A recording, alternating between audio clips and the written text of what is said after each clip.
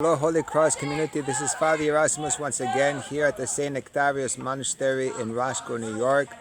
I'm here with the 8th grade class of the parochial school of DGK, and it is a joy to be sharing today a day up here at the monastery. At this time, they're right behind me, and they're playing a game of football after a beautiful day in which we were able to share in the life of the monks.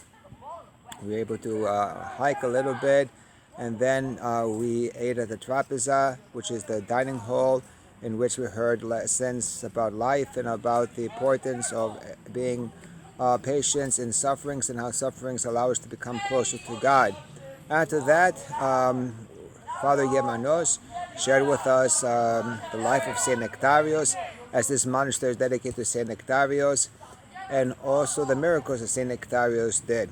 From that point on, we went to the chapel, a church of this church here, in which we did paraclesis to St. Nectarios, and then relics were presented, in which our children learn about relics and the importance of relics within our church. And now we have come back in after the service and a little free time for our students because there's a balance in life. You know how important it is, as I'm staying here, the importance of monasteries. You know, in the old countries, there's monasteries, many monasteries in one area. I know from my island of Kefalonia that my parents come from, that within the island there is 20 monasteries. And here in the United States, there's a handful of monasteries. And the importance of the presence of people like the monks, of course, and like the priests, who have dedicated themselves to Christ. And there is no intention of myself to make any of these people here monks or nuns, but my intention is simply to bring them closer to Christ. And how beautiful the monastic life shares that and offers that to us. So, and how beautiful it is that we have a parochial school in which Christ is spoken. You know, it is very important that we keep our schools alive, that we teach Christ, that icons are in the rooms, and that how blessed it is that in the Holy Cross Parish that our school is actively a parochial school in which Christ is being spoken, in which Christ is in the classrooms, in which icons are, and in which the life of Christ can be shared with our children. You know, we can see our children here, and we can see how happy they are. And that is the purpose of our life, to be happy, to be close to God. As we spoke to Father Bethanios a few moments ago, you know, he too wanted to follow the ways of the world.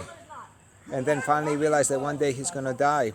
And then he said, well, maybe I'll die at 70, maybe 80, maybe at 60, maybe at 50, maybe at 40.